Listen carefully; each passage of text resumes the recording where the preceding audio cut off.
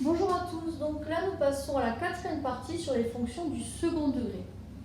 Donc ici nous avons vu que les fonctions du second degré possèdent toujours une forme développée, donc la forme développée qui est ax carré plus bx plus c. Elles possèdent toujours une forme canonique puisqu'elles possèdent forcément un sommet, qui est la forme a facteur de x moins alpha au carré plus bêta. Et là en fait il va exister une troisième forme. Cette troisième forme s'appelle notre forme factorisée. Alors attention, cette forme n'existe que si la parabole coupe l'axe des abscisses. Alors je vais expliquer rapidement. Donc notre forme factorisée, elle s'écrit de la forme f de x égale à facteur de x moins x1 et x facteur de x moins x2. Alors que représente x1 et x2? Et bien x1 et x2, c'est dans le cas où notre parabole coupe l'axe des abscisses. Ce sont donc les abscisses pour lesquelles notre fonction f va avoir pour image 0. Alors graphiquement, ça veut dire quoi? Ça veut dire que, on prend un exemple, si a est positif, ici, et que notre parabole coupe l'axe d'abscisse, là on ferait apparaître les valeurs x1 et x2. En effet, le fait de couper l'axe d'abscisse, c'est l'endroit où notre image va être nulle et on va avoir ici alternance du signe. C'est-à-dire que là, sur cet intervalle-là, notre fonction, elle est positive. Puis ici, sur cet intervalle, elle devient négative, puis elle devient positive. Le problème, c'est que pour qu'il y ait cette forme factorisée, il faut qu'il y ait l'existence de x1 et x2. Et x1 et x2 ne peuvent exister que si notre parabole coupe l'axe des abscisses. Donc c'est ce que nous allons regarder maintenant, avec des exemples pour faire apparaître les valeurs de x1 et x2. Alors déjà, on va essayer de mettre en évidence des formules. Donc je reprends sur ma parabole, pour l'instant je ne sais rien.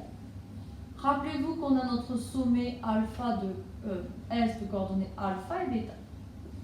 Alors, que j'explique. Quand je dis alpha et bêta, c'est-à-dire que alpha va représenter l'abscisse du point, bêta l'ordonnée. Imaginons la situation où on est bien une forme factorisée, c'est-à-dire qu'ici, on a notre axe d'abscisse, c'est-à-dire qu'on a ici x1 et x2. Ça veut dire que là, graphiquement, je vais reporter mon alpha sur mon axe d'abscisse. Donc on aurait alpha ici. Or, n'oubliez pas qu'une parabole, elle va avoir comme caractéristique d'avoir un axe de symétrie. Cet axe de symétrie va passer par le sommet et c'est un axe qui est vertical. Rappelez-vous qu'une droite verticale s'écrit de la forme x égale une constante et ici, il se passe par alpha. Donc finalement, ça veut dire que alpha va être au milieu de x1 x2 par le phénomène de symétrie. Donc ça veut dire quoi? Ça veut dire qu'on va avoir une sorte de moyenne. Ici, ça veut dire que alpha, qui vaut moins b sur 2a, on l'a vu dans une vidéo précédente, elle va valoir aussi la moyenne des deux, c'est-à-dire x1 plus x2, le tout divisé par 2. Et pour trouver notre valeur bêta, il nous suffira, toujours pareil, de calculer l'image. Attention, cette forme factorisée ne peut exister que si la parabole coupe l'axe d'abscisse. Donc là, je vous laisse là-dessus, et ce qu'on va faire, c'est que maintenant, on va travailler avec les formes canoniques et les formes factorisées. Donc, on se rappelle bien l'aspect graphique. À chaque fois que vous avez une forme, revenez là-dessus. Et moi, j'aime bien faire des exemples, donc on va entamer avec un exemple. f de x, par exemple, qui vaut moins 3, facteur de x plus 1, facteur de x moins 3. Ici, il faut reconnaître une forme factorisée.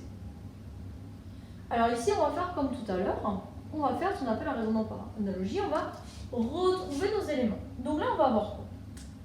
Je vais avoir ici que A, il vaut moins 3. Faites attention à vos moins ici.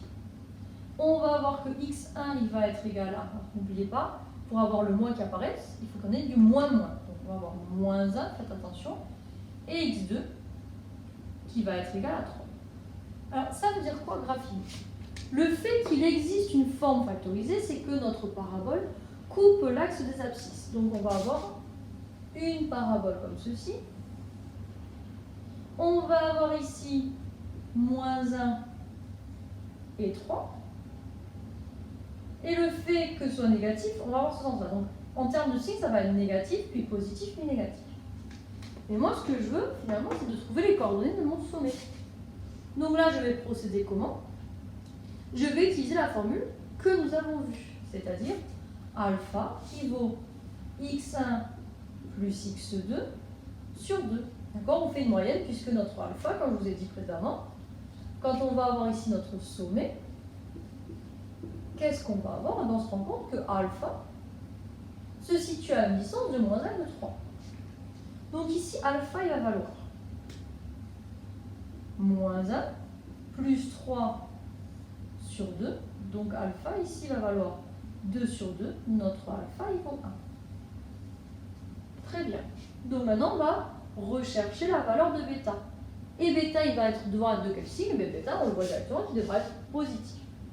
Donc rappelez-vous que bêta, c'est f de alpha. Donc ici, alpha étant égal à 1, nous allons nous retrouver à calculer f de 1. C'est ici que nous allons remplacer x par la valeur 1. Nous allons nous retrouver donc avec du moins 3 fois 1 plus 1 fois 1 moins 3. Donc on calcule dans nos parenthèses, nous allons nous retrouver avec du moins 3 fois 2 fois moins 2. Moins fois moins qui donne plus. Donc on va avoir du plus 12 ici. Donc maintenant, on va pouvoir avoir à la fois notre tableau ici de variation et notre tableau de signes. Alors en termes de variation, ça maintenant on sait faire. On a du moins l'infini plus l'infini et on a nos coordonnées de alpha et bêta. Donc ici on a que alpha vaut 1. Donc ici on a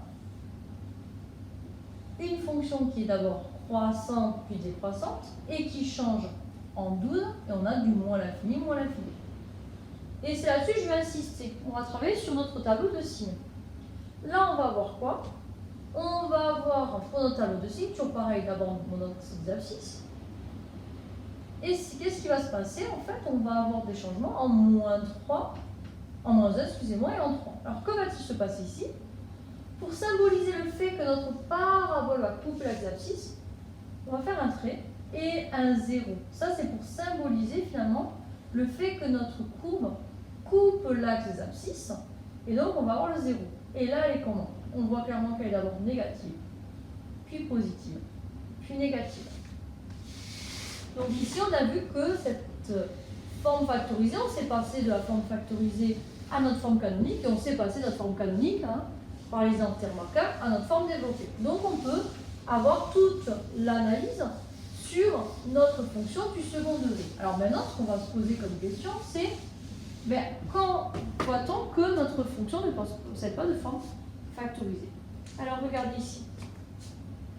Je vais faire f de x qui vaut 2 facteur de x moins 3 au carré plus 9. Alors regardez ici. On a une forme canonique. Alors maintenant on l'a vu, A qui vaut 2, alpha, attention, qui vaut 3, bêta qui vaut 9.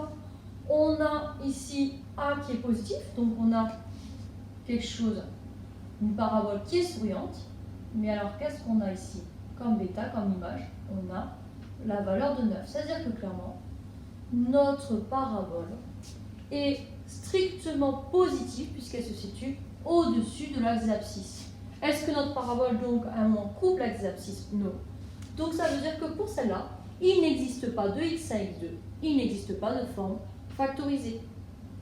Pour les élèves de seconde qui voudraient aller un peu plus loin justement sur comment déterminer si cette forme factorisée existe ou non, je vous invite à regarder les vidéos de seconde, les vidéos sur le second degré, mais pour la classe de première. Bonne journée à tous!